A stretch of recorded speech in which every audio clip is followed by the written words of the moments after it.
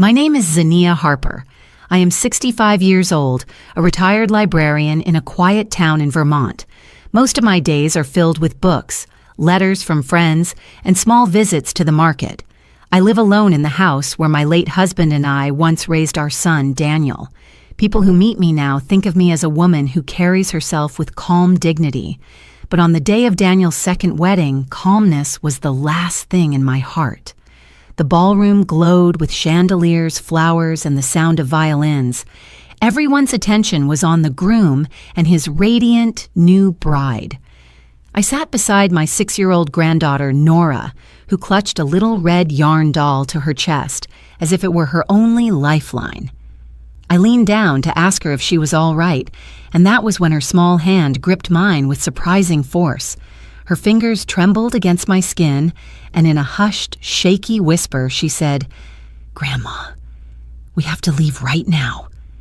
I frowned, confused, and before I could even respond, she pointed under the long, draped tablecloth. Her eyes were wide with a terror far too heavy for such a young child. "Look under the table," she breathed.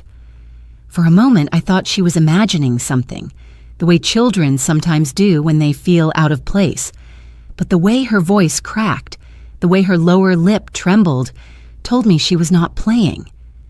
My heart began to pound, though I forced my face to remain calm for her sake. I bent lower, pretending to adjust my shawl, and felt the heavy stillness of the wedding hall pressing around us. Laughter and clinking glasses swirled above, but under that table lay a silence that threatened to break everything I believed about my son's new marriage. Nora pressed closer into me, the red yarn doll caught between us. I could smell the faint lavender of her hair shampoo and feel her shallow, rapid breaths. "Grandma," she whispered again, her voice cracking into something almost like a sob. "Please." Her urgency struck me harder than the music, harder than the polite applause rising for the couple at the far end of the room. Something was wrong, terribly wrong, and I had no choice but to trust the frightened child who had never lied to me. In that instant, I saw the wedding not as a glittering celebration, but as a stage hiding shadows. The bride's perfect smile, the elegant tables, the polished speeches, they all seemed like veils. What mattered was the trembling hand of a 6-year-old girl begging her grandmother to see the truth that adults had missed. I swallowed the lump rising in my throat, shifted slightly in my chair, and prepared to do what I had done all my life as a librarian. Look closely, notice details, uncover what was hidden between the lines. Perhaps you have been in a moment like that, when the room is full of people celebrating, yet you feel utterly alone in knowing something is not right. It is a peculiar loneliness, and it can change the course of an entire family. For me, it began with a whisper and a glance under the table at my son's second wedding. If you have ever felt the silent weight of protecting someone you love, you will understand why I could not ignore her words. And if you stay with me, I will take you through every moment of what happened next, the secrets, the heartbreak, and the quiet strength it demanded. Stories like this are not just mine. They belong to anyone who has ever chosen love and truth over appearances. If my story stirs something in you, I invite you to share your own in the comments. We are never too old to tell the truth about our families, and we are never too late to begin again. Nora's whisper was only the beginning. What I discovered when I bent closer that night changed everything I thought I knew about Daniel, about the woman he had just married, and about the fragile line between safety and danger for the little girl who trusted me completely. Now let me take you back into that ballroom, into the glittering light that masked the shadows beneath, and show you what my granddaughter forced me to see. The ballroom that evening glimmered like a scene borrowed from a fairy tale. Golden chandeliers showered light onto round tables draped in ivory cloth, each centerpiece a bouquet of pale roses and flickering candles. The air carried the scent of wine and sugared pastries. Guests dressed in elegant suits and gowns laughed easily, clinking glasses and whispering their admiration for the perfect couple at the center of it all. At the head of the hall stood my son, Daniel Harper, tall and smiling, his arm around the bride who now wore his name. Daniel had always been a handsome man, his dark hair neatly combed, his eyes the kind that once held both intelligence and warmth. But that evening, though his smile reached his lips, I could not tell if it reached his soul. Still, he looked proud, almost relieved, as though this second chance at happiness would finally erase the shadows of his past. Beside him stood Selina Ward, now Mrs. Harper. Her dress was silk and glitter, every fold flowing like water, her face painted with a smile too precise, too polished. She was 34, poised and radiant, her gestures practiced for admiration. She greeted guests with both hands extended, kissed cheeks, bent graciously to listen, and laughed like silver bells. Many whispered how perfect she was for Daniel, how lucky he was to have found such beauty after his loss. Yet as I watched her lean into my son's shoulder, something about her eyes unsettled me. They seemed to watch the room the way a hawk watches a field, not with warmth, but calculation. At my table, 6-year-old Nora sat stiffly, her small legs dangling from the chair too tall for her. She had a plate of untouched food in front of her and her red yarn doll pressed to her chest. Her big brown eyes, Elise's eyes, flickered toward her father, then darted away whenever Selina's gaze passed over her. She looked misplaced, in the grandeur of it all, as if she had wandered into a theater production where every actor knew their lines, but she had forgotten hers. I brushed her hair gently and tried to coax her to eat a piece of bread. She shook her head and whispered, "I'm not hungry." My hand moved to the small card I always kept tucked in my purse, her shellfish allergy note. I had carried it since she was old enough to feed herself, and Elise used to tease me for checking menus twice. Elise had called it a librarian's habit, always cataloging, always prepared. Even after Elise's death, I never left home without that card, because one mistake could cost too much. Tonight, of all nights, I felt its sharp weight inside my bag. Across the table, Clara sat quietly, her posture graceful yet modest, her hands folded on her lap. At 27, she had become a steady presence in our lives. I had adopted Clara when she was nearly grown, long after Daniel had left home, so she was never raised as his sibling. She was more like an aunt or an older cousin, though over time she had become so much more. She filled the silence Elise had left, caring for Nora in ways that went beyond duty. Clara's eyes followed Nora tenderly, watching her with the attentiveness of someone who carried a child's trust like a fragile bird in her palms. She had dressed simply for the wedding, a pale blue gown without glitter, her beauty quiet but undeniable.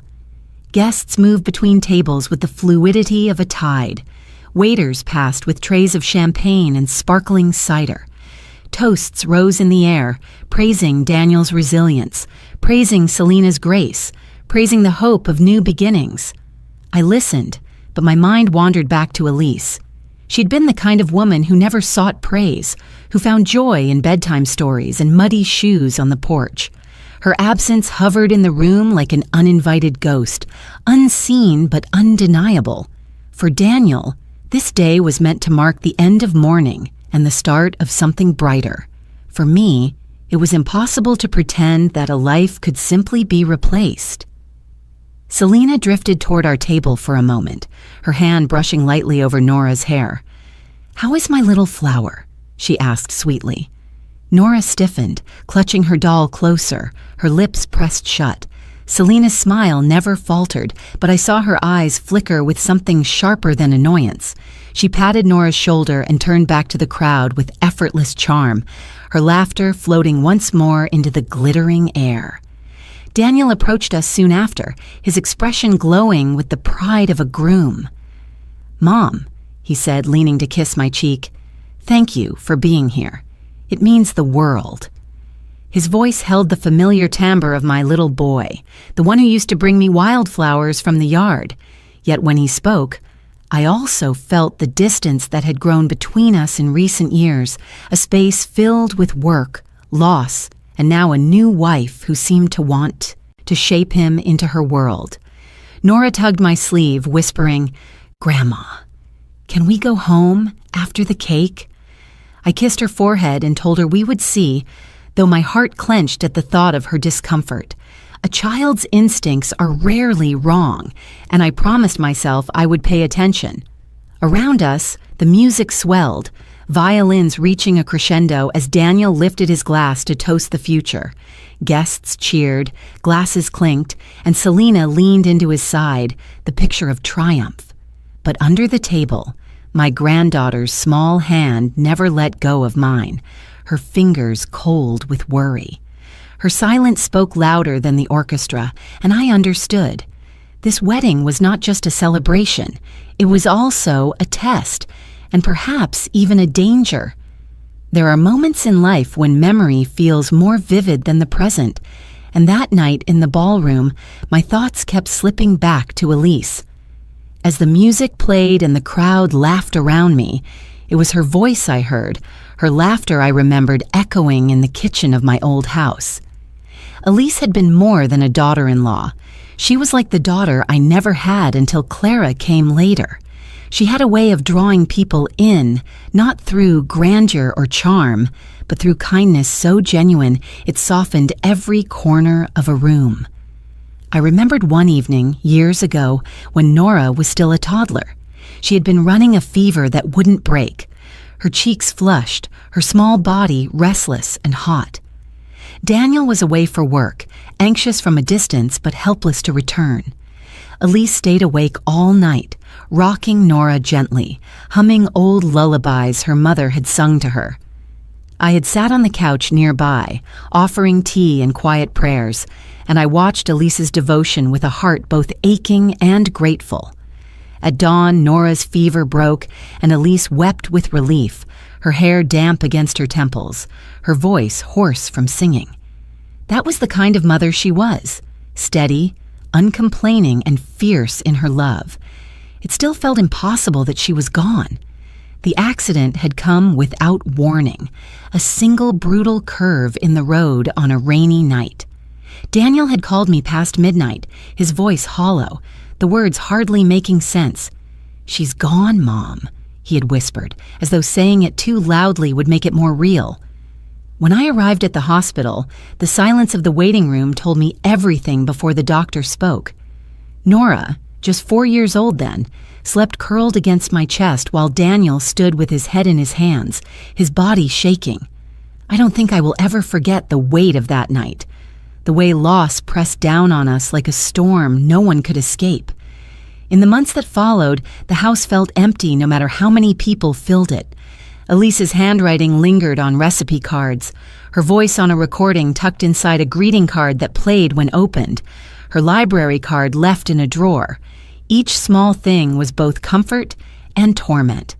Nora would sometimes wander through the rooms calling, "Mama," as though Elise had just stepped into another space and would return any moment. I tried to soothe her, but grief does not obey reason. Daniel, crushed by sorrow, turned to work with a desperation that left little room for anything else. He could not bear to sit still in a home that reminded him of what he had lost. Meetings, late nights, business trips. He filled every minute as if outrunning grief could save him. I understood his escape, even if it broke my heart. He loved Elise deeply, and to lose her so suddenly had unmoored him completely. For Nora, the loss was different. Children do not understand death in the way adults do. She would stare at Elise's picture, ask where she had gone, then play quietly with her doll as though nothing had happened. But every so often, I would see her freeze, her eyes filling with tears she could not name. It was in those moments that I promised myself I would stand in the gap. Whatever Daniel could not give in his grief, I would provide. because Elise had entrusted me with her daughter by loving me as a mother, too. The memory that pressed against me most that night in the ballroom was one of Elise standing by the garden, laughing as Nora chased butterflies. She had turned to me and said, "If anything ever happens to me, promise me you'll keep her safe." At the time, I had scolded her gently, telling her not to speak of such things. But the words had lodged in me like seeds. Now, watching Nora clutch her red yarn doll and shrink from her father's new wife, those words burned in my chest. Elise was gone, but her plea remained, echoing louder than the orchestra, louder than the toasts. I reached for Nora's hand under the table, holding it with a grip that told her without words, "I will not fail you." Elise's spirit was not gone, not really. It lingered in every protective instinct I carried, every quiet decision to stand guard. I believed then, as I believe now, that love like hers does not vanish.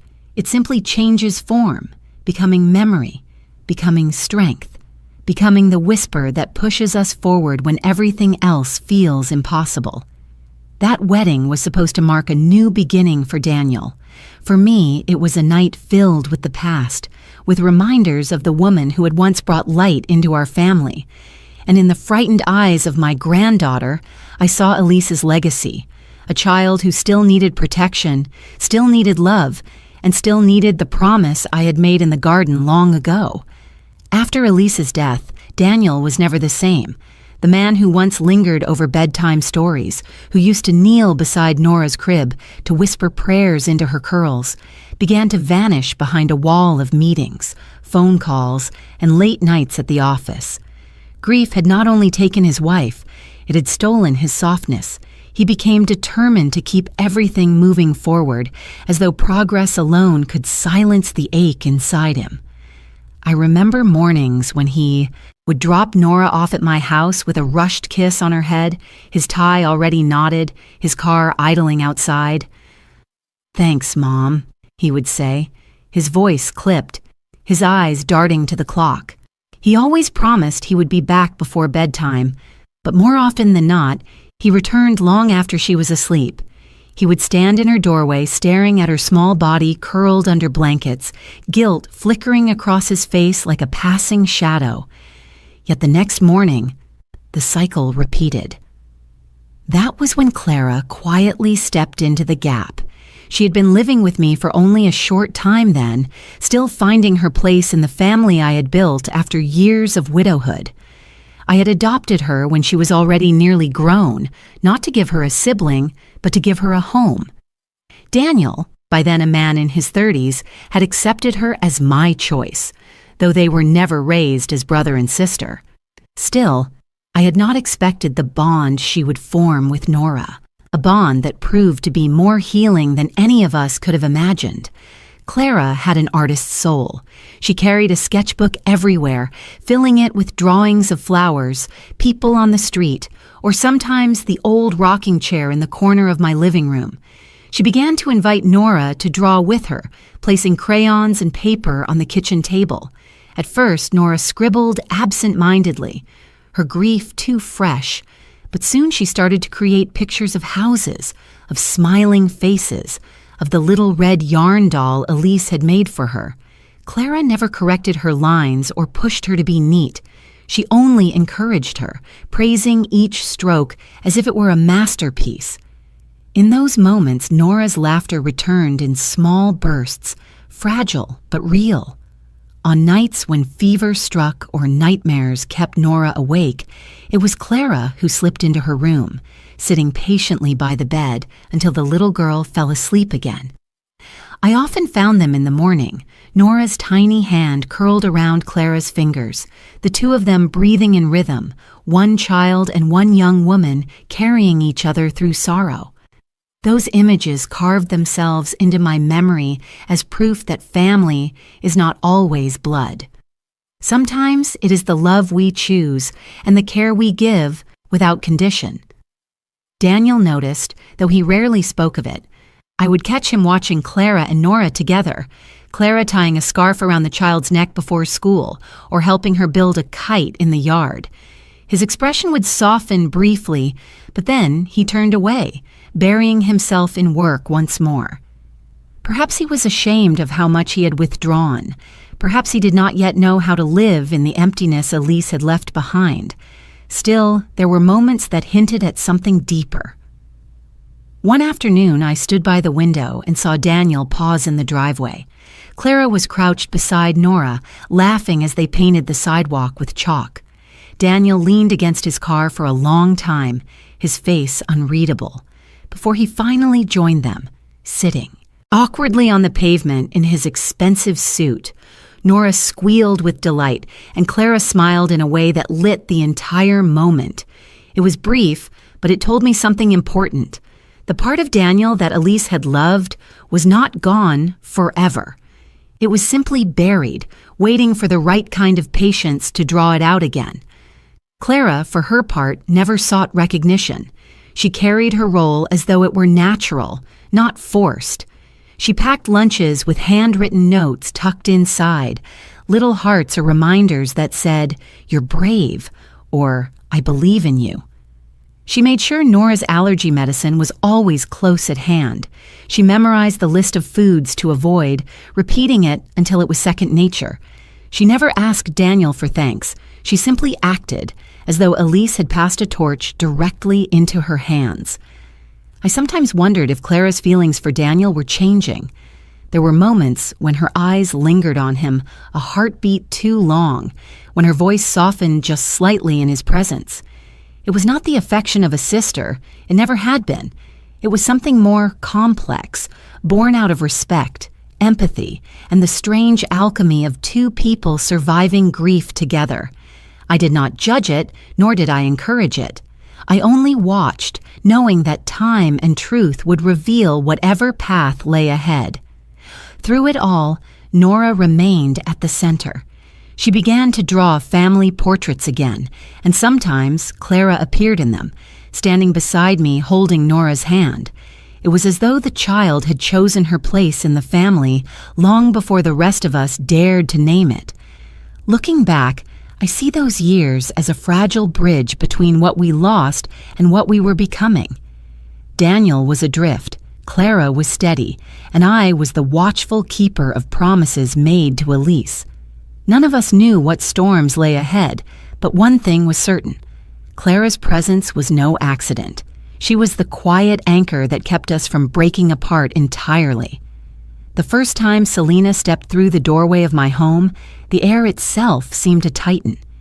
It was a Saturday evening in early autumn, the kind where the trees in Vermont blazed with red and gold outside, their colors reflecting in the windows. I had set the dining table carefully, hoping for a meal that would feel welcoming. Roast chicken, fresh bread, roasted vegetables, dishes Elise used to make, dishes I thought might put Nora at ease. Yet the moment Selena entered, draped in a cream-colored coat and carrying a smile polished to perfection, I sensed that this dinner would not be about comfort. It would be about performance. Daniel followed close behind her, carrying a bottle of wine and looking slightly more relaxed than I had seen him in months. His eyes sparkled with something close to pride, as if presenting Selena to us was a triumph, a promise that life was moving forward. "Mom," he said warmly, kissing my cheek, "thank you for hosting. This is important to me." Selena stepped forward with a graceful tilt of her head. "Mrs. Harper," she said in a voice smooth as silk, "I've heard so much about you. Your home is beautiful." She placed her coat over the chair as though she were accustomed to being waited on, her hands delicate, her perfume faint but sharp. I thanked her politely, watching how her eyes traveled around the room. They lingered on the family photographs along the mantel, pictures of Daniel and Elise, of little Nora holding up finger-painted masterpieces, of Clara and me at the library fundraiser. Selena's smile never wavered, but I noticed the faint narrowing of her eyes when they paused on Elise's photograph, the one framed in silver. She turned quickly back to Daniel, her hand slipping into his as if to reassert her place. Nora had been sitting quietly at the table, her red yarn doll pressed tightly against her chest. She wore a pale dress and white socks, her hair brushed smooth, though no ribbon could tame her unease. When Daniel introduced Selena, saying, "Nora, this is someone very special to me," the child's eyes dropped to her plate. Selena leaned toward her with a rehearsed sweetness. "Hello, darling," she cooed. "I brought you a little treat." From her purse, she produced a small wrapped candy and set it in front of Nora.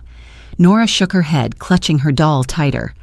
"No, thank you," she whispered, her voice barely audible. Selena's smile faltered for a fraction of a second before she recovered. "Of course. Maybe later." Her hand brushed the candy aside, but I caught the sharp glint in her eyes before she turned back to Daniel. Clara, sitting beside Nora, gently slid the plate of bread closer. "Nora, would you like some with butter?" she asked softly. Nora nodded and took a small piece, her hand still trembling. Clara's calm presence filled the silence Selena had left, wrapping it in quiet assurance. Dinner began with forced pleasantries. Daniel spoke about work, about the new clients he was managing, about the trips he would need to take in the coming months. Selena chimed in with polished anecdotes about galas she had attended, the charities she supported, and the books she had read cover to cover. I listened politely, nodding when required, though I noticed how her stories always circled back to admiration, how others admired her, how she admired herself. Every so often I caught Clara's eyes across the table. She said little, but her gaze shifted often to Nora, watching her chew each bite slowly, watching her lips press together when Selena's hand brushed Daniel's. Clara seemed to understand the silent language of the child's unease, even if Daniel remained blind to it. At one point, Selena asked about Elise.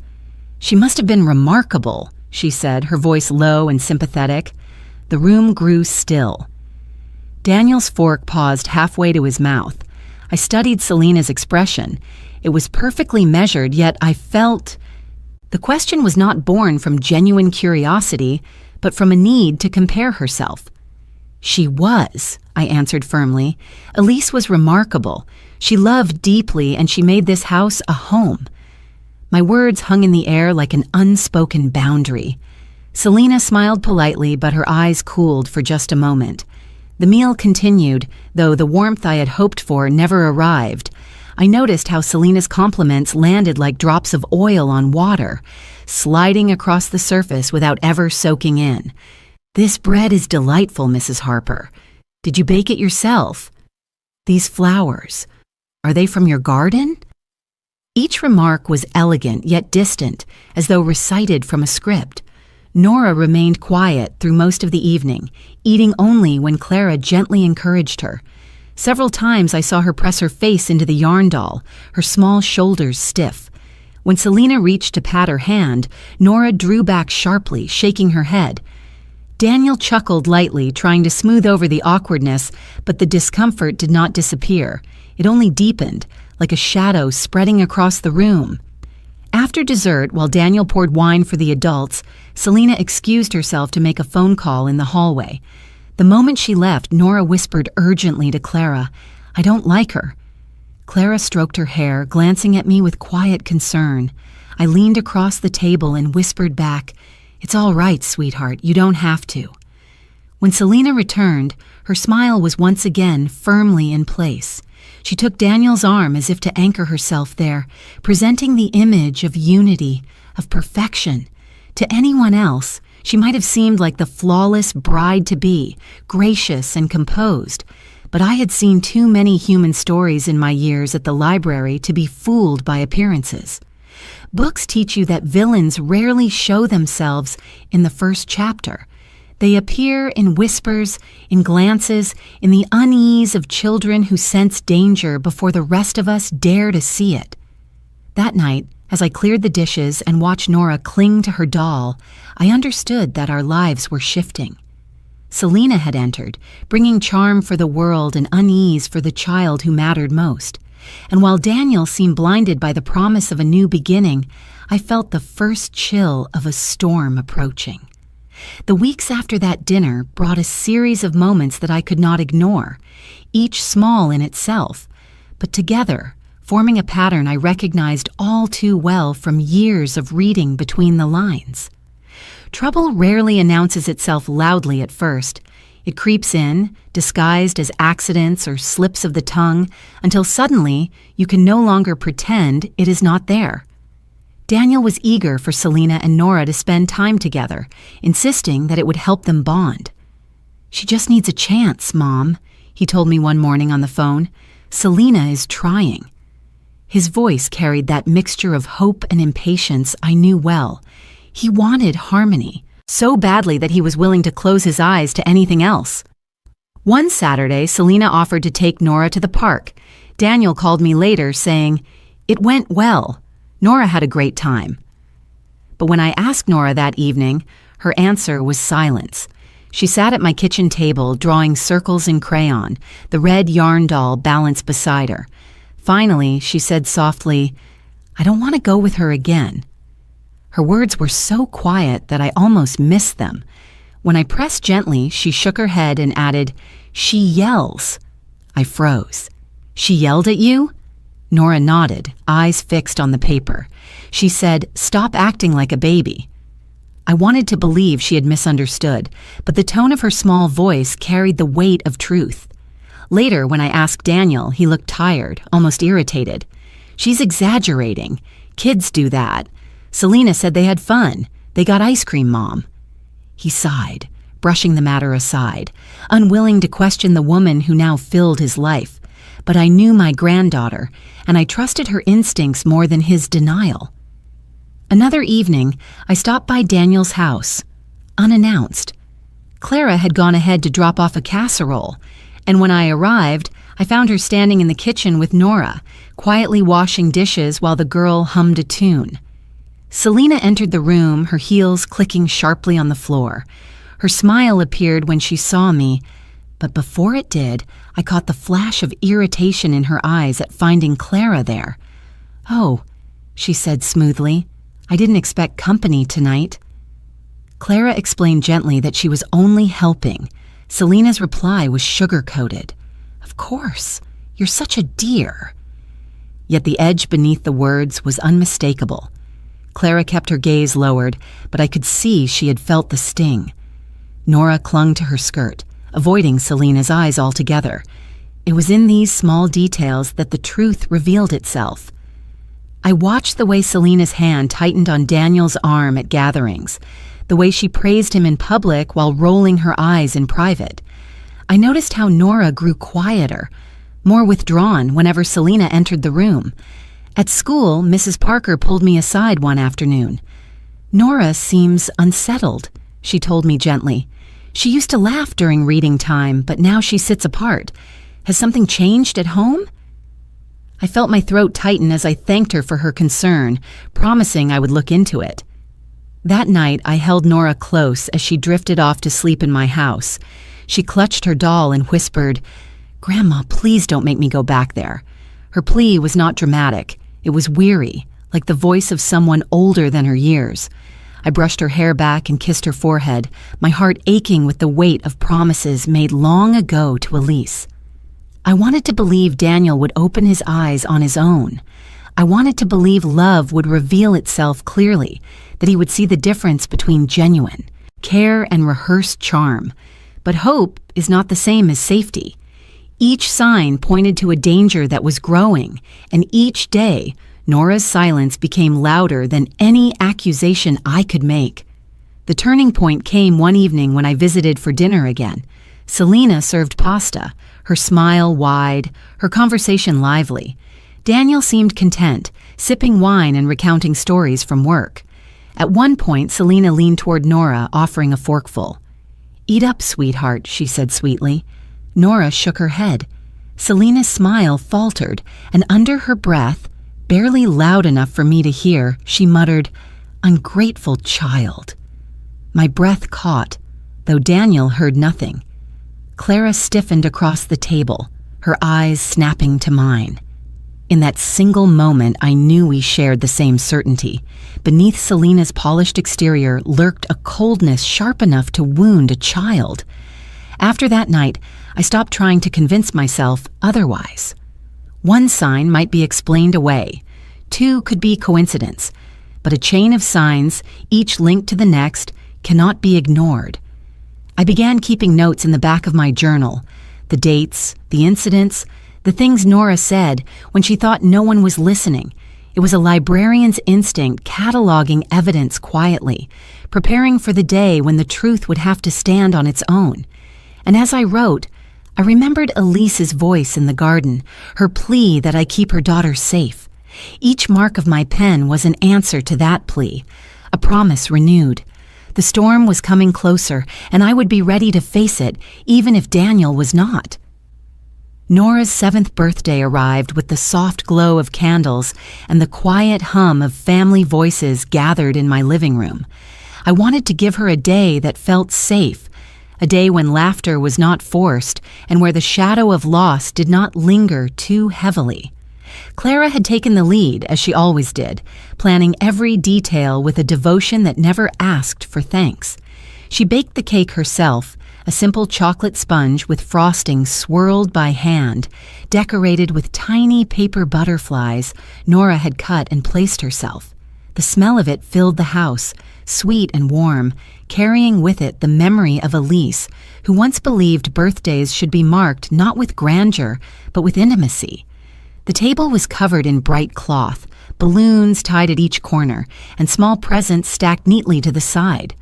Nora wore a pale yellow dress, her red yarn doll sitting proudly beside her plate as if it too were a guest of honor. Clara had made paper crowns, and to my surprise, Nora insisted we all wear them. She placed one on my head, another on Clara's, and finally settled one crookedly on her own before giggling at how silly we looked. That giggle was the first unguarded sound I had heard from her in weeks. Daniel arrived late, carrying a box wrapped in glossy paper. He kissed Nora's cheek, wished her happy birthday, and looked around as if apologizing for his absence. His eyes lingered briefly on Clara, then softened when they met mine. For a moment I saw the boy he once was, the one Elise had loved so deeply. Behind him, Selina entered with her usual poise. She carried no gift in her hands, though she offered compliments about the decorations and the cake, her smile stretched as though painted on. She stood slightly apart, her posture elegant but detached, observing rather than joining. When it came time for the cake, Clara lit the candles and we all sang. Nora's eyes shone in the candlelight, her small hands clasped together. As the song ended, she squeezed her eyes shut, whispered a wish we could not hear, and blew the candles out in one strong breath. Smoke curled into the air, and I prayed silently that her wish was for peace.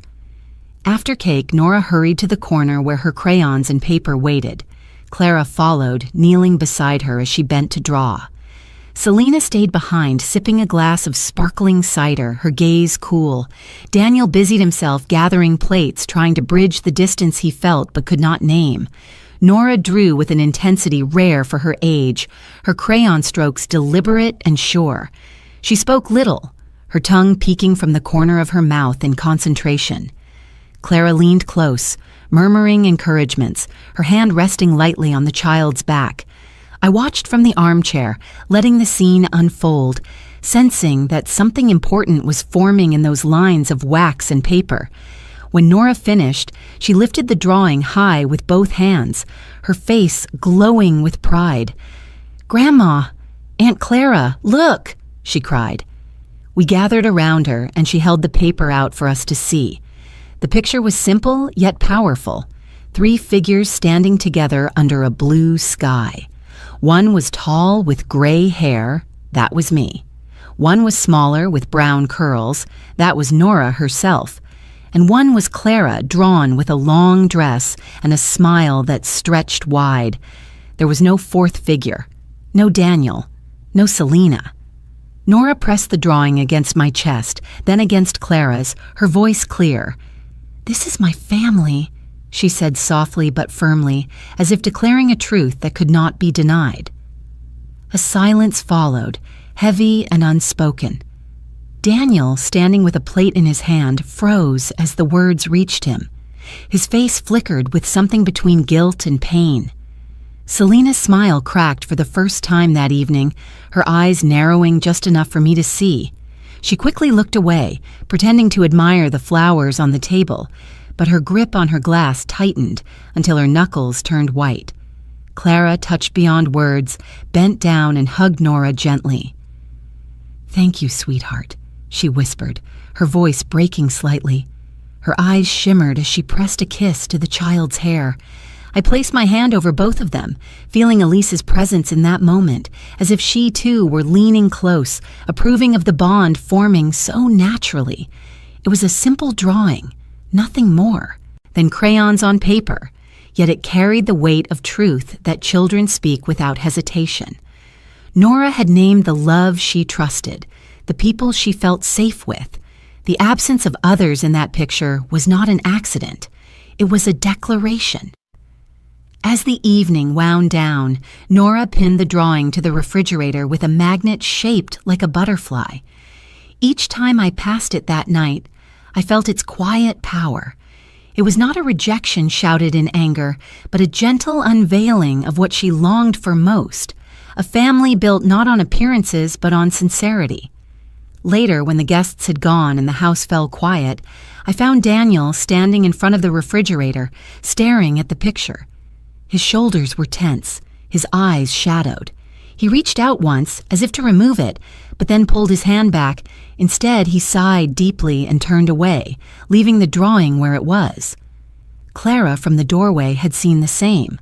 Our eyes met, and without words, we knew this small piece of paper had spoken louder than either of us ever could. The morning after Nora's birthday, I walked her to school. The autumn air was crisp, carrying the scent of leaves scattered across the sidewalk. Nora held my hand tightly, her yarn doll tucked under her arm, as always, the drawing from the party still fresh in my mind. She had pinned her truth to the refrigerator without hesitation. Children rarely disguise their feelings. They speak them with crayons and whispers, and it is up to us to listen.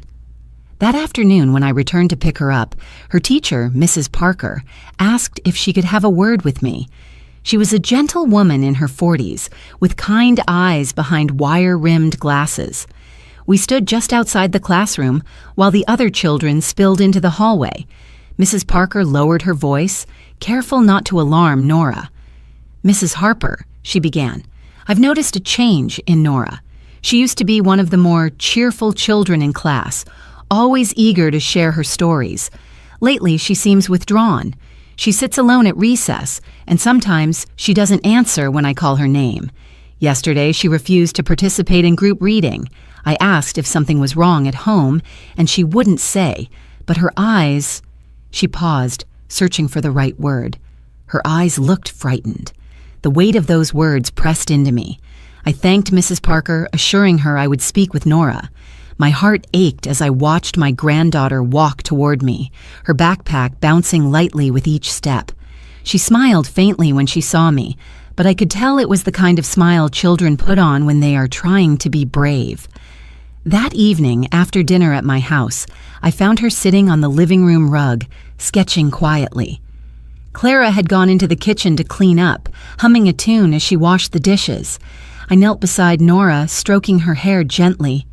"Sweetheart," I said softly, "your teacher told me you've been quiet at school.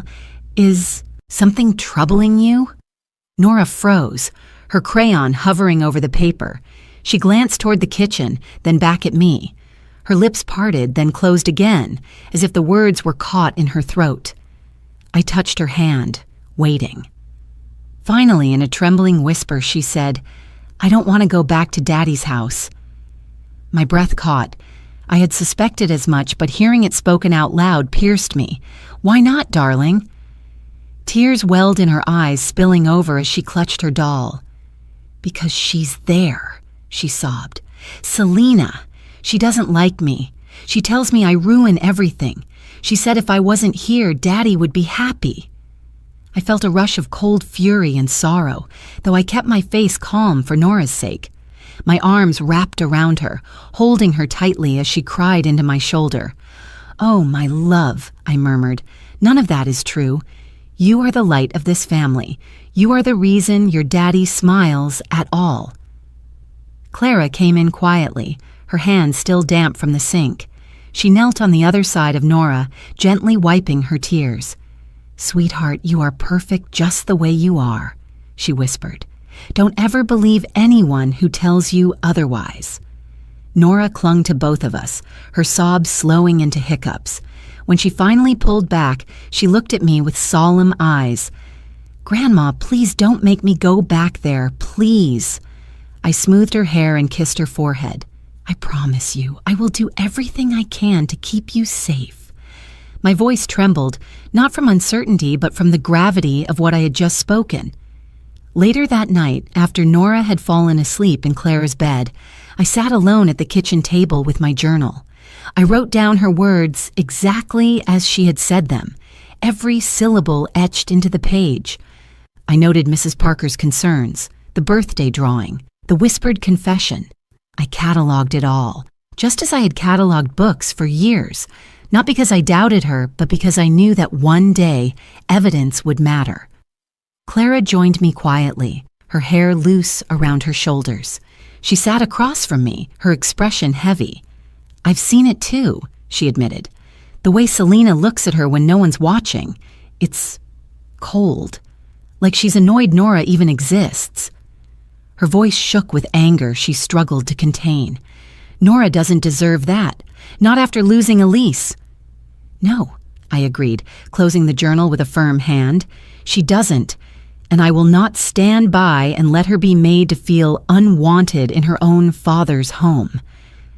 Silence settled between us, broken only by the sound of the wind rustling outside the window. I reached for Clara's hand, grateful for her presence. She was more than a daughter to me. She was a shield for Nora, as devoted as if the child were her own. Together, we formed a circle around the girl Elise had left behind, a circle Selena could not break. As I finally rose to turn off the kitchen light, I looked back toward the bedroom where Nora slept, her doll clutched tightly in her arms. I whispered a promise into the darkened hallway, a promise Elise would have wanted me to keep. I will protect her, always. The evening of the wedding dinner arrived wrapped in glittering spectacle. The reception hall was transformed once again, its chandeliers glowing above tables, lined with crystal glasses and silver cutlery. Guests buzzed with laughter, toasts rang out, and Daniel looked happier than I had seen him in years. He stood beside Selena at the head table, his arm resting proudly around her chair. To anyone watching from the outside, they were the perfect pair, a man reborn through love, a bride radiant in her new role. But my eyes drifted to Nora, who sat quietly beside me at our table. She wore a soft dress of pale pink, her curls pinned back with a clip Clara had given her. The red yarn doll rested against her lap, its button eyes staring up as though it too sensed the unease in the room. Nora tapped her fingers nervously on her napkin, her gaze flitting to the platters that waiters carried past. When the first course arrived, I felt my heart stop for a beat. On each plate lay a row of shrimp, pink and gleaming under the lights, resting on a bed of greens. The scent reached my nose and immediately set me on edge. Nora stiffened in her chair, pushing her plate slightly away. I reached for her hand under the table, squeezing gently. I had always kept her allergy card in my purse, a habit born of vigilance and love. Elise had trained me well in those early years, reminding me never to leave home without it. "Just in case," she used to say, and I had never failed her. Tonight, with that card in my bag, I felt the old instinct flare to life. Daniel raised his glass to speak, his voice carrying across the hall. "To love that finds us again, even when we believe it has been lost," he declared. Guests cheered, glasses clinked, and all eyes turned toward him. But my eyes stayed fixed on Nora. Her small face tightened with discomfort as she looked down at the plate in front of her. She picked up her fork, then set it down again, her lips pressed together. Selena leaned across Daniel with a smile that seemed too wide. "Nora, darling," she called sweetly, "don't you want to try just a little? It's delicious." Nora shook her head quickly, pulling the doll closer. "No," she whispered, her voice so soft it nearly vanished under the laughter around us. Selena's eyes flickered for a second, a sharp glance that betrayed irritation before her smile returned for the crowd. Daniel chuckled, dismissing the tension. "She's picky, that's all," he said, turning back to his conversation. But I saw more than pickiness. I saw fear. The waiters moved briskly, refilling glasses and setting down baskets of bread. I caught sight of one of them, a young man named Ethan who had helped during Nora's birthday party at my house. He gave me a brief nod, a polite smile, before disappearing toward the kitchen with a tray. Clara sat across from Nora, her gaze attentive. When she noticed the untouched plate, she leaned forward, her voice quiet but firm. "It's all right, sweetheart. You don't have to eat it." Nora's shoulders relaxed slightly, reassured by Clara's steady presence. Around us, conversation swelled. Guests praised Selena's elegance, the beauty of the hall, the success of the union. To them, it was an evening of joy. But to me, the air felt heavy, as if danger had taken a seat at our table. Nora pressed her doll into her chest and leaned close to me. "Grandma," she whispered, "please don't let me eat it." Her wide brown eyes brimmed with urgency, and my throat tightened at the trust she placed in me. "You won't," I assured her, "not as long as I'm here." I slid the plate slightly farther from her reach, replacing it with a piece of bread and butter. She nibbled quietly, keeping her gaze low, her fingers still gripping the doll's soft yarn body. The music swelled again, violins filling the hall. Couples rose to dance, skirts twirling under the golden light. Daniel led Selena onto the floor, his face glowing, hers gleaming with satisfaction. Guests clapped as they moved gracefully, the picture of unity. Yet from where I sat, the scene felt like a play staged for applause, while beneath the surface a darker story unfolded. I looked at Nora, then at Clara, and I saw in their eyes what my own heart already knew. Something was terribly wrong. The shrimp on the plate was not just food. It was a threat disguised as hospitality, a danger that brushed too close to the little girl I had sworn to protect. As the song ended and the dancers bowed, a burst of applause filled the hall.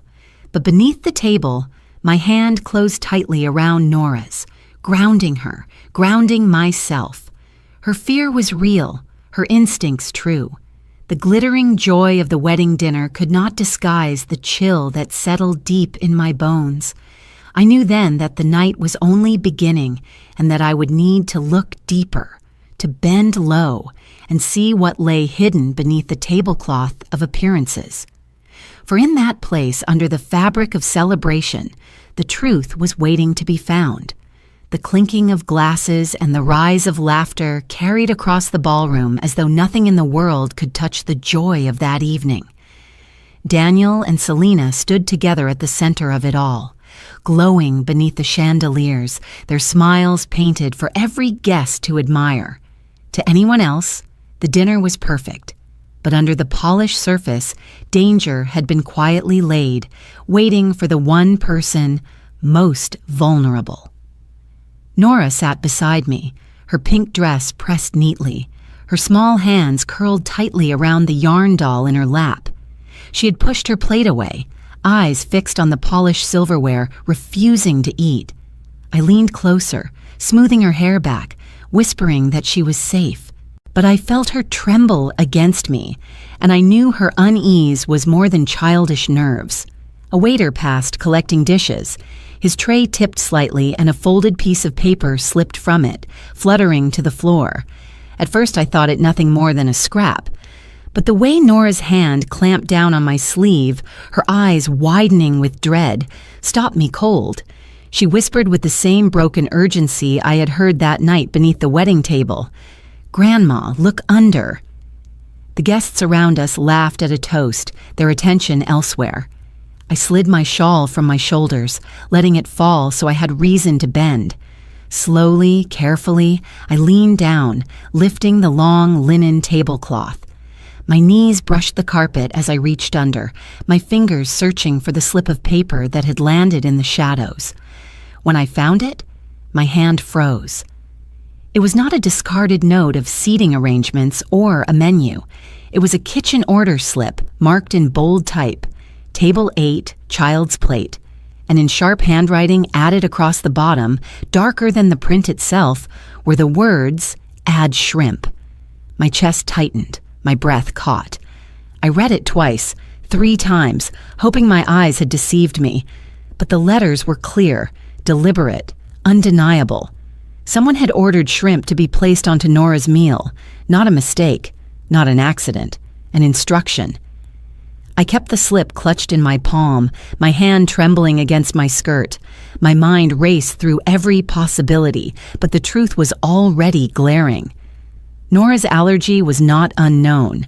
Everyone close to her knew it. Elise had carried that card for years, and I had taken it into my purse the day her mother was buried. I carried it still, even now, resting in the lining of my bag at my feet.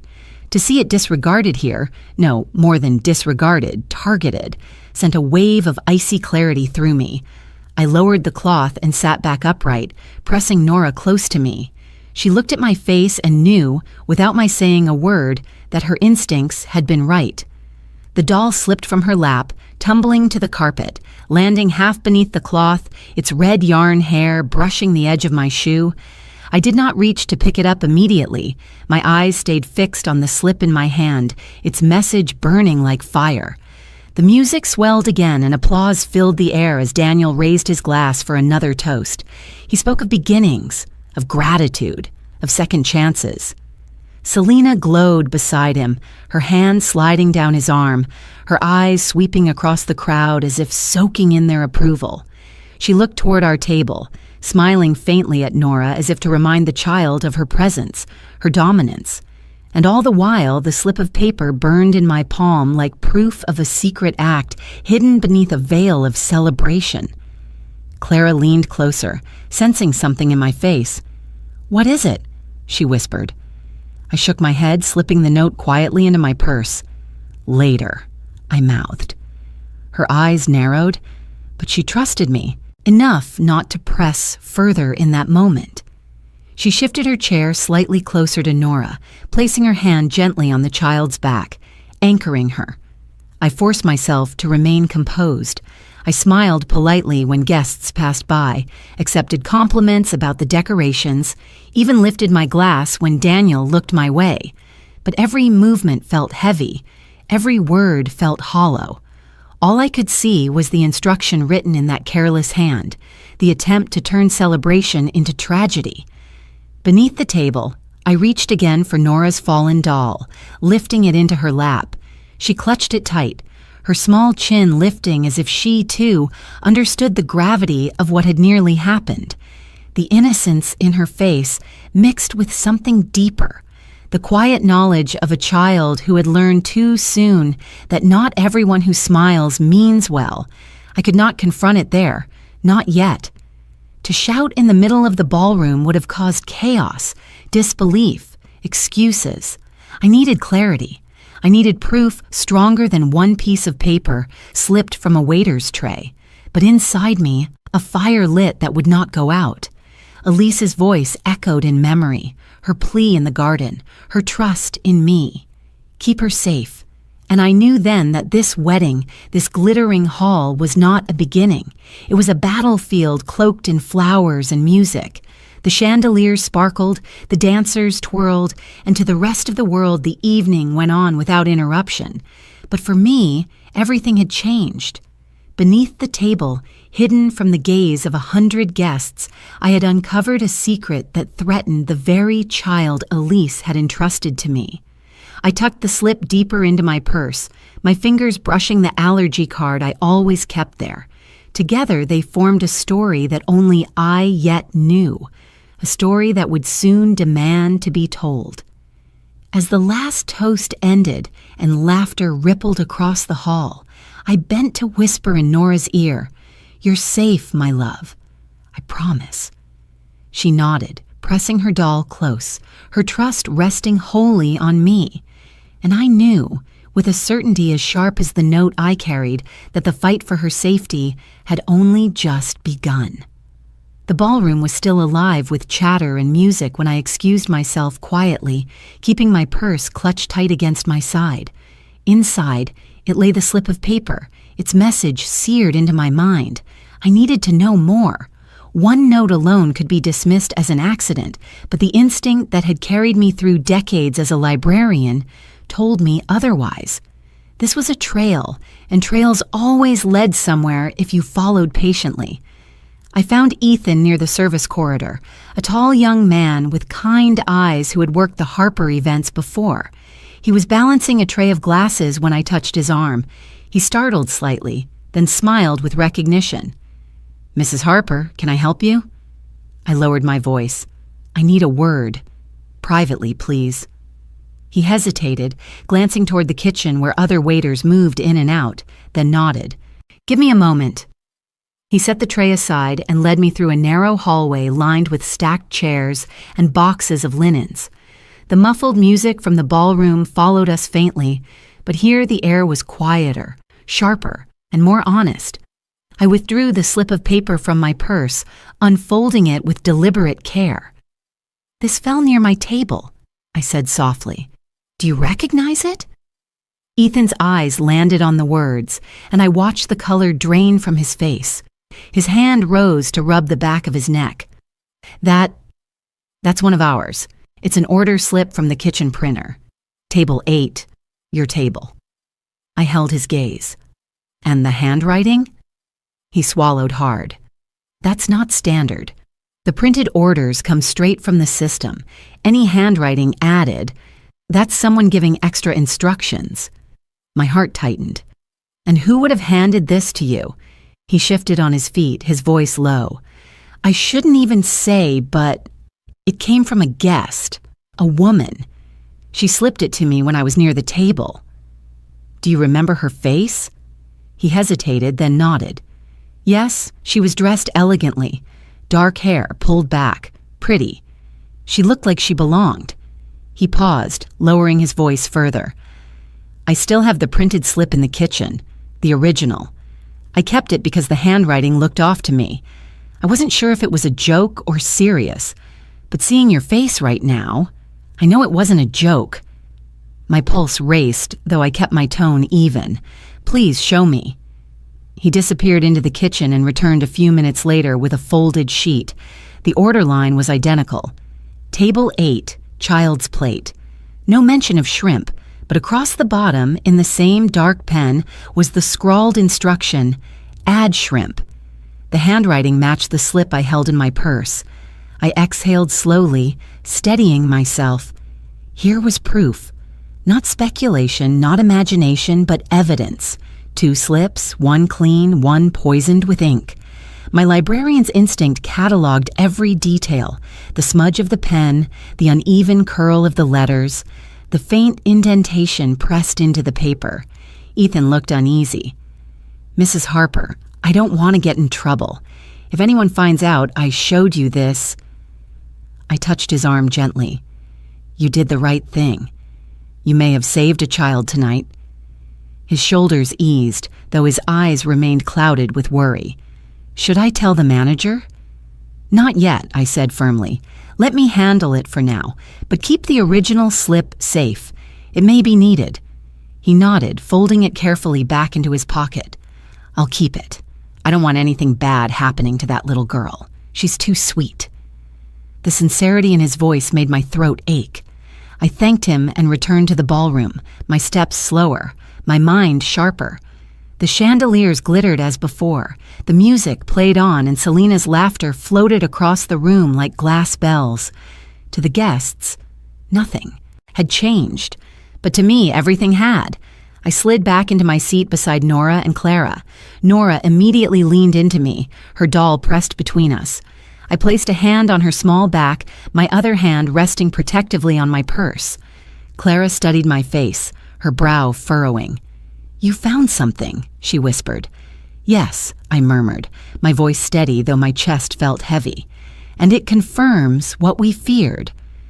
Her eyes darkened, but she nodded. "Then we'll stand together." I looked across the hall at Daniel, who was laughing with a guest, oblivious to the danger swirling so close.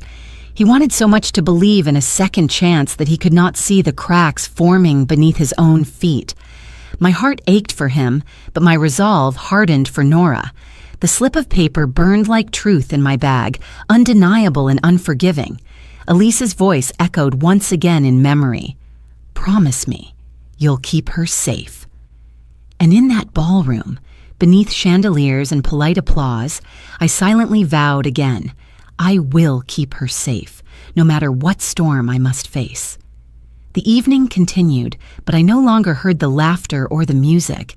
My ears listened only for danger, my eyes scanning every corner. What had begun as a celebration had become an investigation, and I was its unwilling detective. The proof was in my hands now, and soon the mask that charmed the crowd would have to fall. The night did not ease after I returned to the ballroom. If anything, the air felt heavier, as though the chandeliers themselves pressed down on us. I had the order slip tucked safely in my purse, but my instincts told me there was still more beneath the surface. It was Clara who noticed the odd detail first. She leaned closer, her eyes sharp. "Look at Nora's place card," she whispered. I glanced down. The card perched neatly above her plate read N. Harper, written in the same elegant script as the rest. But Clara shook her head. "That's not the card I saw when we sat down. It looked different, shorter, with a different flourish on the H." I frowned. "Are you sure?" "Positive," Clara insisted. I helped Nora into her seat. Someone switched it. The thought chilled me. Why would anyone bother tampering with something as simple as a seating card unless they meant to create confusion? I slipped the card discreetly into my bag.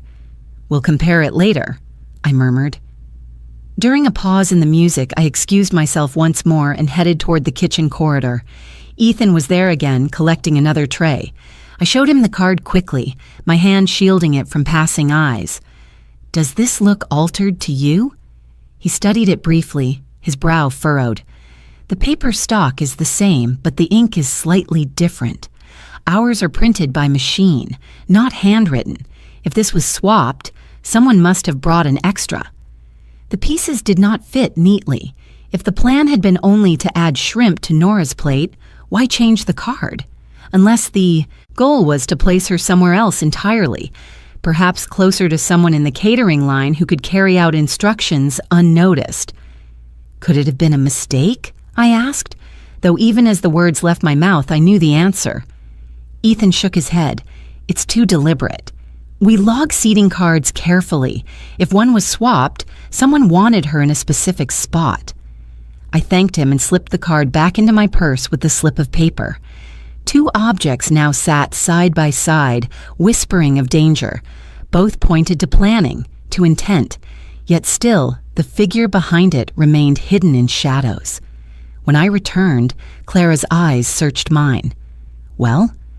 "It may be nothing," I said carefully, not wishing to alarm Nora, "but we'll hold on to it." Across the hall, Selena laughed with a cluster of guests, her gown shimmering in the light. She looked every bit the flawless bride, her posture elegant, her charm intact. But I remembered the flicker in her eyes at Nora's birthday, the muttered words at dinner, the way her smile sharpened when the child recoiled.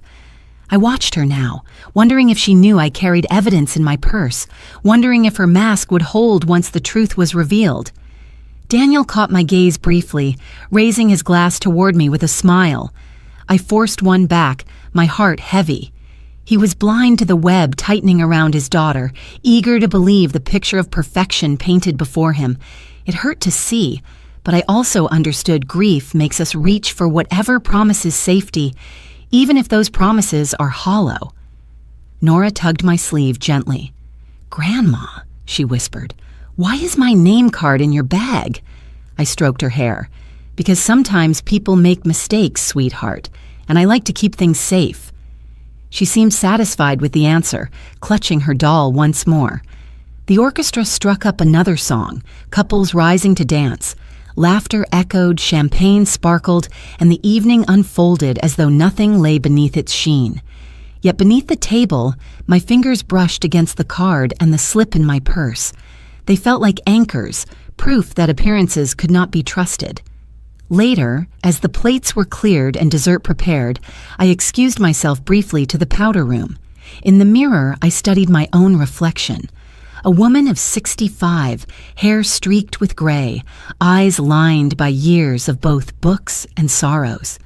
I looked tired, but behind the fatigue burned determination. Elise's voice still rang in memory. Keep her safe. I had not faltered yet, and I would not now. The false lead of the card might distract some, pointing suspicion toward a careless caterer or a misprint, but I knew better. I could feel the pattern forming, a deliberate chain leading toward the truth. Whoever had orchestrated this had underestimated a librarian's eye for detail and a grandmother's instinct for protection. When I returned, Nora had fallen asleep against Clara's shoulder, her doll tucked under, her chin. Clara met my eyes, her expression steady. We both knew this was not over. The night still had revelations waiting, and the mask of joy would not last forever. The orchestra played its last lively note as the dessert plates were set down, and a hush of contentment fell over the ballroom. Glasses clinked, laughter rolled like a tide, and the chandeliers cast a golden glow on the polished floor. To the guests, it was an evening of triumph, a union to be celebrated. To me, it had become a theater of danger and deception. I could feel the weight of the two objects in my purse, the seating card and the order slip, pressing against the lining like stones. They were small things, fragile in appearance, but together they carried the power to shatter the image so carefully crafted before us. My heart beat heavily as I thought of Elise, as I thought of her plea that I keep her daughter safe. The moment to remain silent had ended. Daniel rose to give a final toast, his voice carried proudly, filled with the warmth of wine and the joy of being surrounded by family and friends. To new beginnings, he declared, raising his glass high, to love that endures, to family. Family. The word sliced through me. Nora shifted in her chair beside me, clutching her doll, her eyes darting toward her father with longing and unease. Clara's hand rested gently on her back, steady as a rock. Selena stood with her arm looped through Daniel's, her smile flawless, her poise unbroken. I pushed back my chair and stood. The sound of it scraping the floor drew heads toward me. My voice was not loud, but it carried. Years in the library had taught me that stillness commands more attention than shouting. Before this evening ends, I said calmly, there is something that must be addressed. A ripple of curiosity spread among the guests. Daniel's smile faltered. "Mom," he began, but I lifted my hand. "This note," I continued, withdrawing the folded slip from my purse, "was found beneath our table." I unfolded it slowly, the paper trembling only slightly in my fingers. It reads, Table 8, Child's Plate, and then written by hand, Add shrimp. Gasps rustled through the hall. Selena's face remained composed, but her grip on Daniel's arm tightened. "You all know my granddaughter's allergy," I said, my voice gaining strength. "A single bite could have taken her life tonight." I turned to Daniel, meeting his stunned eyes. "This was no accident." Selena let out a laugh, sharp and brittle. "Surely you can't be serious. Notes fall on the floor all the time at events like this. It's absurd to suggest anything sinister." "Absurd?" My tone cut clean.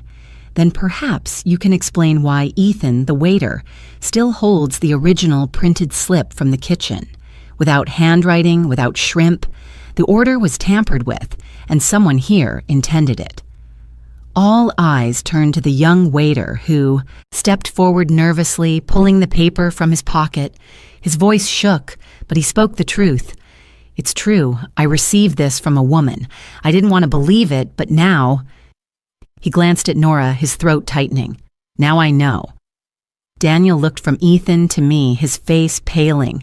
"Mom, are you saying—" Selena cut in sharply, her smile gone. "This is madness. Your mother is confused. Old women see conspiracies in shadows. She's trying to ruin our evening." The words stung, but I held my ground. "Old women also keep records," I said softly.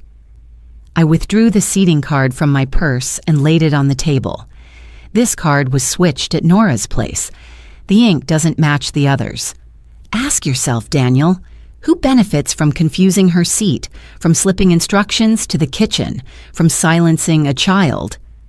The ballroom pulsed with whispers, eyes darting towards Selena. Her mask cracked further, her composure thinning under the weight of suspicion. Daniel's voice was strained. "Selena, did you—" "Of course not," she snapped, turning to him with practiced indignation. "Can't you see what's happening? Your mother and Clara have never accepted me. They've twisted this into some cruel drama."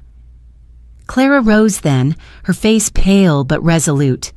"Enough," she said clearly. Her voice was not loud, but the conviction in it rang like a bell. "I've watched you. I've seen how you look at Nora when you think no one notices. Cold, calculating. And I've heard the words you muttered under your breath when she wouldn't obey. You cannot gaslight us all into believing this is nothing. Tonight, you crossed a line." The hall erupted in murmurs. Guests shifted uneasily, some clutching their pearls, others whispering behind hands. Selena's eyes flared with fury, but before she could respond, Clara stepped closer. "You tried to make a child disappear in plain sight. That will never happen, not while we are here." Selena sneered, her mask finally gone. "You think anyone will believe the two of you? You're nothing but bitter women clinging to ghosts." And then, before I could stop her, Clara's hand rose and struck Selena across the face. The sound cracked through the hall like a whip. A collective gasp surged, followed by silence so complete I could hear the chandeliers hum above us. Selena's hand flew to her cheek, her eyes blazing. But she did not speak. She looked around at the faces now staring at her, not with admiration, but with doubt, with fear, with judgment. Daniel stood frozen, the glass slipping from his hand and shattering on the floor. He stared at the note, at the seating card, at the red mark blooming on Selena's cheek. For the first time, I saw him truly look, not at the image of a perfect bride, but at the cracks she could no longer hide. I placed my arm around Nora, who pressed into me, her doll shielded tight against her chest. My heart pounded, but my voice was steady. The truth has a way of showing itself, even in rooms filled with noise and glitter. Tonight, it speaks louder than any toast. The guests remained silent, watching, waiting. The performance of the evening had ended, and the curtain had lifted to reveal something raw and undeniable. The silence after Clara's hand met Selena's cheek stretched longer than any pause in music could. Guests shifted uncomfortably, glancing at one another, unsure whether to rise, to intervene, or to stay frozen in their seats. The chandeliers glowed mercilessly above us, throwing their light on every face, exposing every fracture in the glittering illusion. It was then, from near the edge of the hall, that a young voice broke through, trembling, hesitant, but clear enough to still the air. "Stop." All heads turned. Maya Ward, Selena's younger sister, stood just beyond the crowd. She was only 18, her dress too grown up for her age, her shoulders hunched as though she wanted to disappear into the floor. Her wide eyes darted between Selena, Daniel, and me. Her hands shook as she twisted the strap of her purse, her lips quivering as though the words she held inside had grown too heavy to contain. Selena's eyes flashed with alarm. "Maya!" she hissed, her voice low and warning. "Not now!" But Maya stepped forward, tears brimming. "No," she said, louder this time, her voice cracking under the weight of her confession. "They deserve to know." Daniel's gaze fixed on her, confused, pleading for clarity. "Know what?" Maya's chest heaved. "It was Selena. She told me what to do. She made me switch the cards. She told me to slip the note." Her words tumbled out, broken by sobs. "I didn't want to, but she said it was the only way to make things right. She said Nora was in the way. The ballroom erupted. Gasps swept through the room like wind through dry leaves. Some guests rose to their feet. Others pressed their hands to their mouths, unable to look away. Selena lunged forward, her polished facade collapsing into fury. "You foolish girl, do you know what you're saying?" Her voice carried venom now, her composure shattered. She reached as though to grab her sister's arm, but Maya stepped back, clutching her purse like a shield. "I can't keep your secrets anymore," Maya cried. "I've watched you smile in front of everyone and whisper horrible things when no one's listening. I've seen the way you look at her." She pointed toward Nora, trembling in my arms. "Like she's a stain you want to erase. I thought maybe you were right, that Daniel deserved a clean slate. But then I saw Nora's face when you scolded her. I heard her crying in the bathroom. I can't be part of this anymore." Selena's lips curled into a sneer. "You think they'll believe you? You think anyone will take the word of a child over mine?" I rose, my hand still resting firmly on Nora's back. My voice was calm but sharp. "There are cameras in this venue, every hallway, every kitchen. If you believe your charm will outshine truth, then by all means, let us ask to see the footage." Selena froze. For the first time, true fear flickered in her eyes. Clara stood beside me, her posture unwavering. "Yes," she added, "let's check the cameras. If Maya is lying, the truth will clear you. If she's telling the truth—" Her words hung like a blade. The guests murmured, whispers rising into a wave of discontent. Selena looked around, realizing her once adoring audience had turned into a jury. Daniel's face drained of color as he stared at his bride, disbelief battling with dawning recognition. "Maya," he said hoarsely, "is this true?" Maya wept openly now, nodding. "I'm sorry, Daniel. I'm so sorry. I didn't know what else to do. She said it would be quick, that no one would notice. But I couldn't. I couldn't let Nora get hurt." The weight of her words pressed the room into silence again. Selena's chest rose and fell rapidly, her fury simmering just beneath her skin. She looked like a cornered animal desperate for escape. Daniel staggered back a step, running a hand through his hair. "Selena!" His voice cracked. "Tell me she's lying. Tell me this isn't who you are." Selena opened her mouth, but no words came. Only a bitter laugh slipped through, sharp and hollow. "You're pathetic," she spat at him finally. "So desperate for comfort you couldn't see what was in front of you. Did you really think I wanted to raise another woman's child?" The words cut through the hall, cruel and undeniable. Guests gasped, some stepping away from her as if the venom might spill over. Daniel's face crumpled, his eyes shutting against the blow. I felt Nora press her face into my shoulder, trembling. I stroked her hair, whispering softly, "You're safe, my love." Clara's hand found mine briefly, steadying me. Selena's mask had fallen completely, her contempt laid bare for all to see. Maya sobbed openly, clinging to the edge of a chair, but her truth had already shifted the tide. The guests no longer looked at Selena with admiration. They looked at her with horror. Daniel opened his eyes at last, his voice low but resolute. "Enough," he said.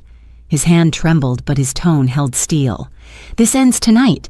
And with that, the illusion of happiness shattered, leaving only truth standing under the chandeliers. The ballroom no longer pulsed with music. The orchestra had fallen silent, their bows frozen mid-air, as if the very strings of the violins refused to play for what had just been revealed. Guests stood in clusters, whispers spreading like cracks in a pane of glass. Selena stood rigid, her cheeks flushed with rage, her eyes darting wildly for an escape that no longer existed. Daniel's face was a portrait of devastation. His shoulders sagged, his hand trembling as he tried to steady himself on the back of a chair. He had spent months believing in the promise of renewal, of happiness rebuilt. Now, in front of his family and every guest, that promise had been exposed as hollow. Two men from the venue's security staff approached quietly, their black suits sharp against the golden light. One gestured toward Selena with a firm but professional tone. "Ma'am, we'll need you to step outside." She let out a sharp laugh, brittle and jagged. "You think you can escort me out like some criminal?" Her eyes swept across the room, desperate for allies, but found none. Even her sister stood apart, her face streaked with tears, unable to meet her gaze. Daniel straightened slowly, as though gathering strength from somewhere deep within. His voice cracked, but did not waver. "Selena, enough, go." For a heartbeat she glared at him, her lips curling with contempt. But the pressure of silence, the eyes, the evidence, the truth, pressed too heavily against her. She jerked her arm away from the guard's gentle hold, but allowed herself to be led across the room. The click of her heels against the polished floor echoed like nails driven into wood, final and unyielding. As she passed, her eyes met mine, cold, sharp, unrepentant. Yet beneath the fury, I thought I saw something else. The terror of a woman who had built her life on illusion and watched it crumble in one evening. She turned her face quickly away, her back rigid, as the guards escorted her through the tall double doors. They closed behind her with a heavy thud, and just like that, the performance of perfection ended. The silence that followed was suffocating. Guests shifted awkwardly, unsure whether to applaud, to comfort, or to leave. Nora pressed into me, her yarn doll crushed between us. Clara's hand rested on her small back, a steady anchor in the storm. Daniel's knees seemed to give way, and he sank slowly until he was kneeling before Nora. His hands shook as he reached for her, his voice breaking. "I'm so sorry, sweetheart. I should have protected you. I should have seen." Tears streaked his face, his grief laid bare before his daughter and the entire hall. Nora looked at him with wide, trembling eyes. She did not speak, but her tiny hand reached out, resting against his cheek with a tenderness that broke every heart in the room. Daniel closed his eyes, pressing her palm to his face, his shoulders shaking. Then, with a sudden clarity, he reached for his own hand and tugged at the gold band that had so recently been placed there. The wedding ring slid free, catching the chandelier's light before he set it down on the linen of the table. He placed it beside the damning slip of paper that had exposed the truth, a silent declaration that this marriage was over. Gasps rippled through the crowd. The gesture was simple, but its weight was enormous. In removing that ring, Daniel cut ties not only with Selena, but with the false happiness he had tried so desperately to build. The sound of the band resting on the table was quiet, yet it seemed to echo louder than any music had all evening. I felt tears burn in my own eyes. For years, I had watched my son drift further from the man Elise had loved, consumed by grief and blinded by the need to fill the void. Now, kneeling before his child, stripped of illusions, I saw a flicker of the Daniel I once knew. Broken, but honest. Clara moved closer, kneeling as well, her hand resting lightly on Nora's shoulder. Together they formed a fragile circle, father, daughter, and the woman who had become the quiet guardian between them. I remained standing, my hand resting on the back of Nora's chair, holding myself steady. Elise's presence felt so near in that moment, as if she were watching from just beyond the glow of the chandeliers, nodding silently.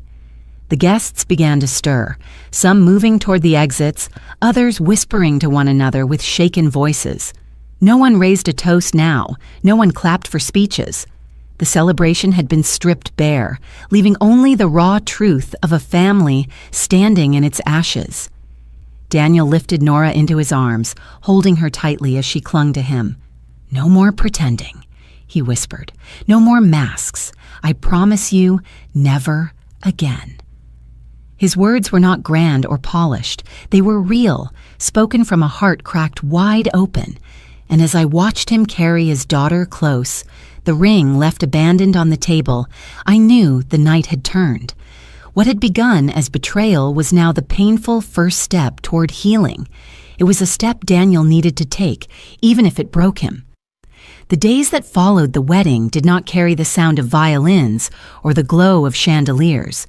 Instead, they brought quiet mornings and hushed evenings, spaces filled not with spectacle, but with the small, steady acts of care that breathe life back into broken hearts.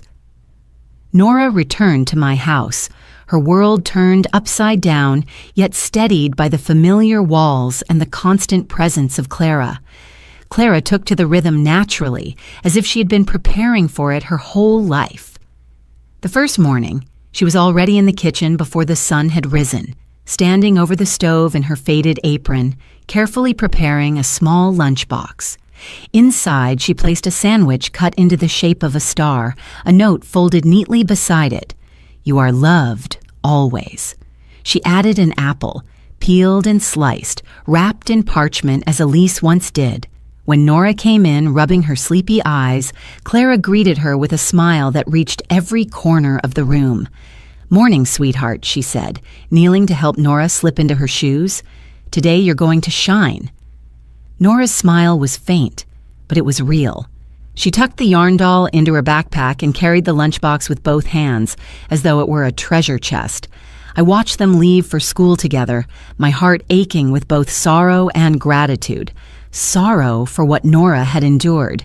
Gratitude that she now had Clara to catch her every time the ground threatened to fall away. That afternoon, Clara and Nora went to the park.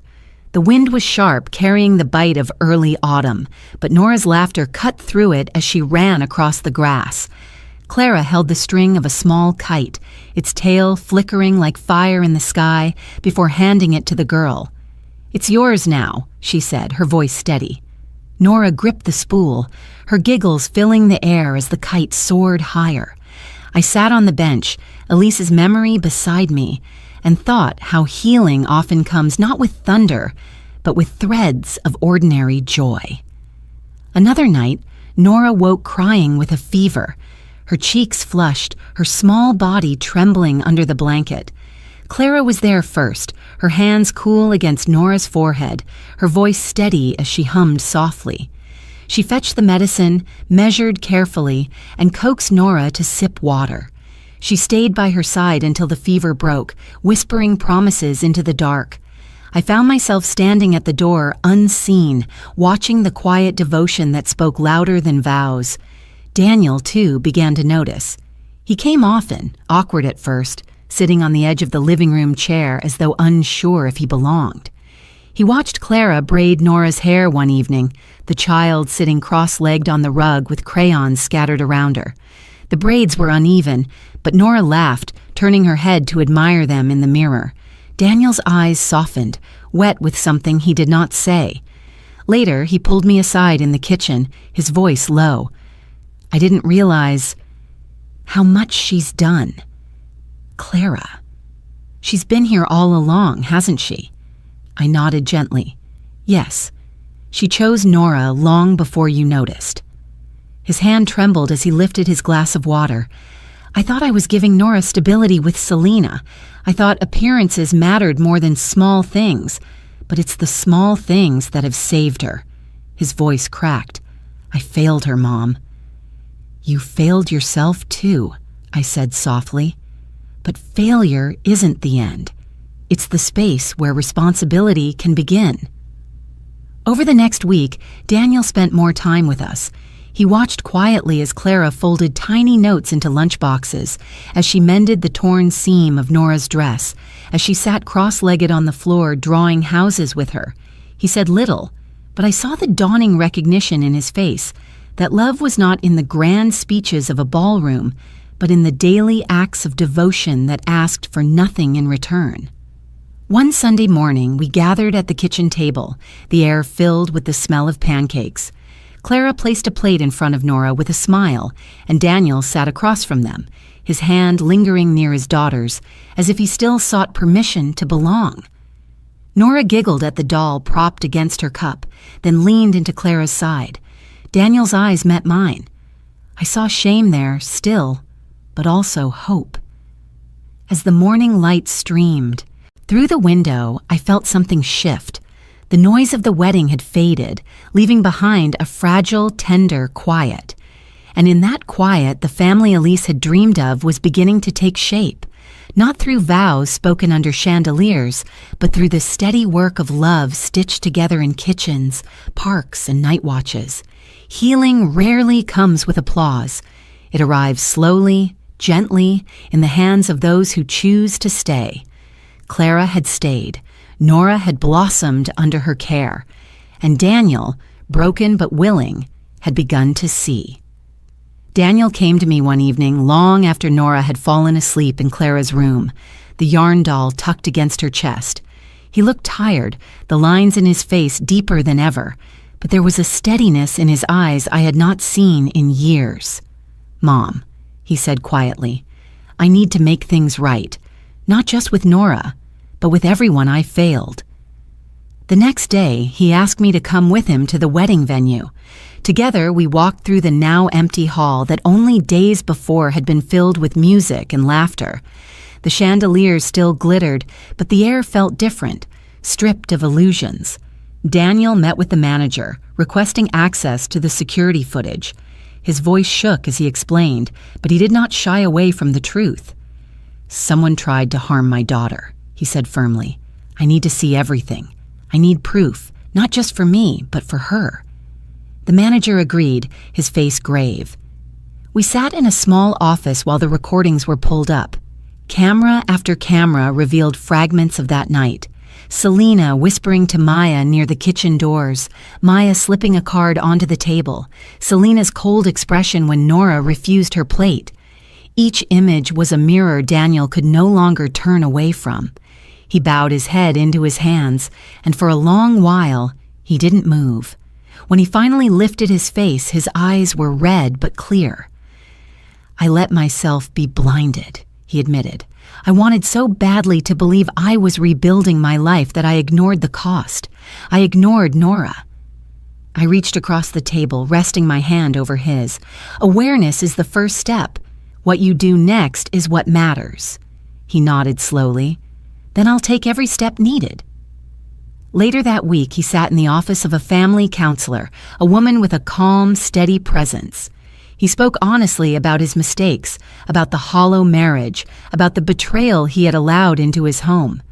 She listened, then said simply, "Accountability is not about punishment. It's about choosing responsibility every day, even when it's uncomfortable."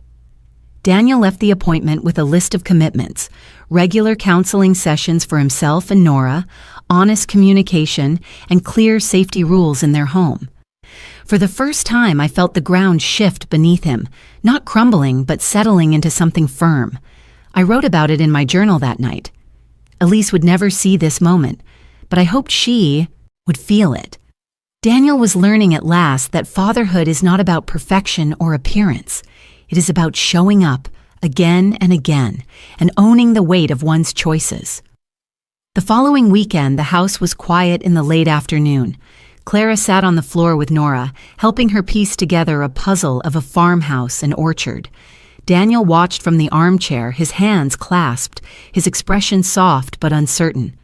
When the final piece slid into place, Nora leaned against Clara, giggling.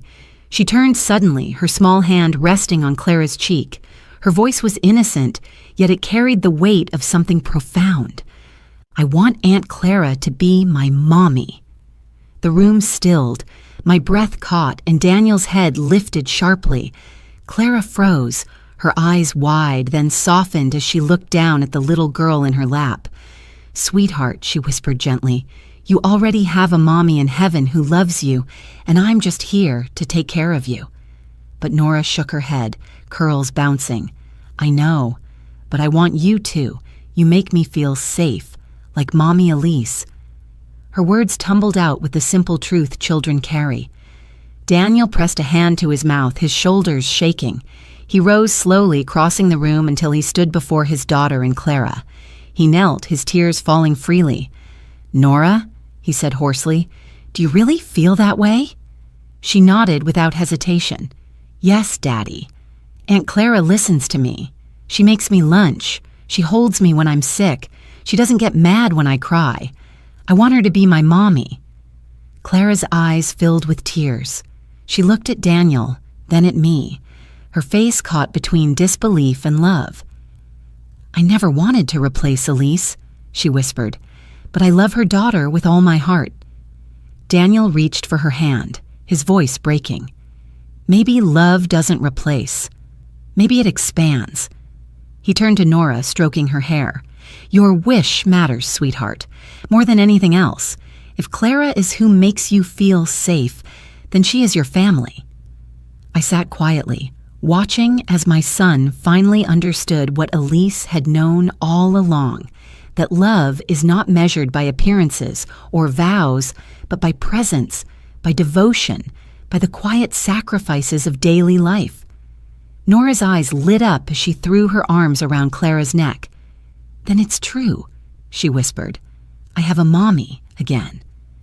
Clara held her close, her tears falling into the child's hair. Daniel bowed his head, overwhelmed, and I felt my own tears rise. For the first time since Elise's passing, the room felt whole. Not perfect, not free from scars, but whole. A few evenings later, we gathered at the kitchen table with papers, pens, and the small card that had once lived in Elise's purse. I laid it gently on the table, its edges worn from years of use.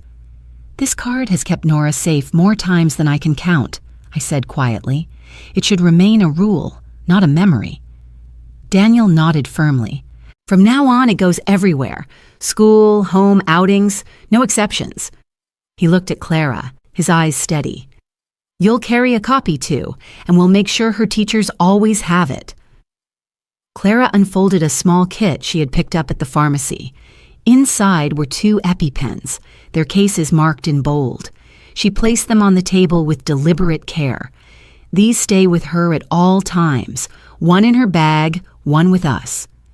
Nora sat between them, her doll resting on her lap, watching with wide eyes.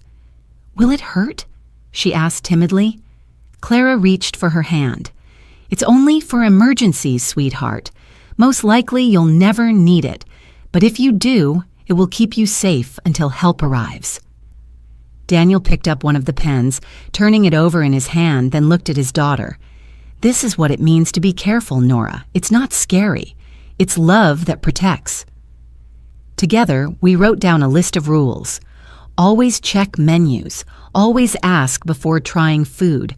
Always keep the EpiPen close. Clara added a line in her neat handwriting. "Safety is family's first promise." She slid the paper toward Nora. "Do you want to decorate it with a drawing?" Nora grinned shyly and picked up her crayons. She drew a heart around the words, then a small figure of herself holding hands with Clara, Daniel, and me. The yarn doll was in the picture too, perched in her other hand. We pinned the paper to the refrigerator that evening. It wasn't just a set of instructions, it was a boundary, a vow, a symbol that the family had learned from nearly losing what mattered most. As I looked at the card, the EpiPens, and the drawing, I felt a deep calm settle in my chest. We had not erased the danger, but we had named it, prepared for it, and turned it into a shared responsibility. That was the lesson hidden in the chaos. That love means building walls strong enough to keep harm out, yet wide enough to let healing in. Nora skipped off to bed afterward, leaving her doll on the table. Clara picked it up gently, smiling through her tears.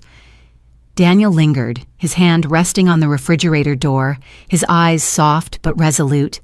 He had begun to learn the hardest lesson of all, that love must be protected, not assumed. That night, for the first time since the wedding, I slept without waking in fear. The golden beat of safety had been struck, not in spectacle, but in the quiet certainty of boundaries drawn with love. The house was quiet again, the kind of quiet that carries peace instead of fear. Weeks had passed since the wedding unraveled, and life had fallen into a rhythm shaped by healing.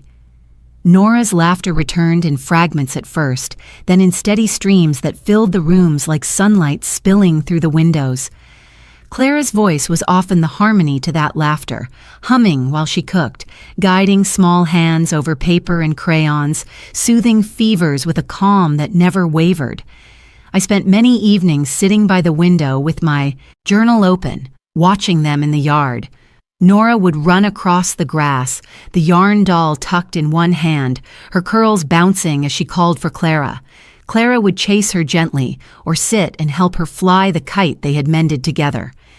Daniel often stood at a distance, his arms folded, his face a mixture of awe and remorse. Slowly he was learning that presence could not be borrowed from grand gestures. It had to be earned through consistency, through humility.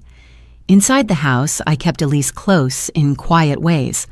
Her library card, the one she had left in a book before the accident, sat tucked in a frame on the mantel.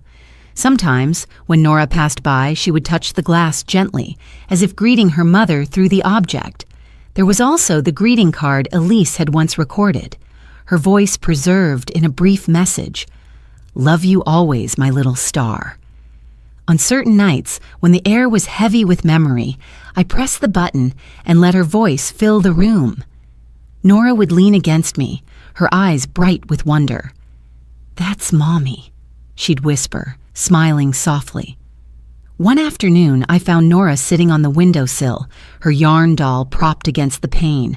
The late autumn sun caught in the red threads of the doll's hair, turning it into a small flame of color. She looked at me with a smile that belonged entirely to her, unclouded and free. "Grandma," she said, "do you think Mommy can see us?" I nodded, my throat tightening. "Yes, sweetheart. I think she's right here, watching, smiling every time you laugh." Nora pressed her cheek against the glass, her small hand resting over the doll. "Then she knows I'm safe." Clara entered then, carrying a tray of cocoa, her eyes meeting mine with a tenderness that needed no words. Daniel followed, setting down his briefcase by the door, choosing to linger rather than vanish into his own silence. We gathered in the living room, mugs warming our hands, fire crackling low. It was ordinary, painfully ordinary, yet that ordinariness felt like the greatest gift of all. I thought back to that moment under the wedding table, to the slip of paper that had revealed the danger hidden in plain sight. It seemed a lifetime ago, though only weeks had passed. Fear had nearly stolen from us what Elise had entrusted, but instead it had drawn us closer. The yarn doll that had once fallen to the ballroom floor now sat safely on the sill, guarding the home where Nora was loved and seen. As I wrote in my journal that night, I realized something that had taken me years to understand. Family is not defined by ceremonies or appearances. It is chosen every day, in the meals packed with care, in the nights spent awake by a sick child's bed, in the courage to face our mistakes and seek redemption. Clara had chosen Nora from the beginning. Daniel was learning to choose her now. And I, in my quiet way, had chosen to keep watch, to carry Elise's promise like a candle never allowed to burn out. When I closed my journal, I looked once more at the framed library card on the mantel. My fingers brushed its edge, and I whispered a prayer into the quiet. "We're keeping her safe, Elise, just as you asked." The house was still, but not empty. It pulsed with the love of those who remained, with the memory of those we had lost, with the unspoken vow that what had been nearly broken would be guarded more fiercely than ever. Before going to bed, I turned to the camera of my mind, the invisible audience I had come to feel through telling this story. My voice was steady, not as a plea, but as an invitation. Family is not always the one you're given. Sometimes it's the one you choose, the one that proves its love in the smallest acts. Share your story of the family you chose. Somewhere out there, someone needs to hear it. Nora's laughter drifted faintly from her room, Clara's voice joining hers in a lullaby, and Daniel's footsteps echoed softly as he checked the locks one last time. I closed my eyes, letting the sound of them carry me into peace. For the first time in years, my heart rested easy. The doll sat on the windowsill, bathed in moonlight, its red yarn hair a beacon, a reminder of what had been lost, of what had been saved, and of the love that would continue long after the chandeliers dimmed.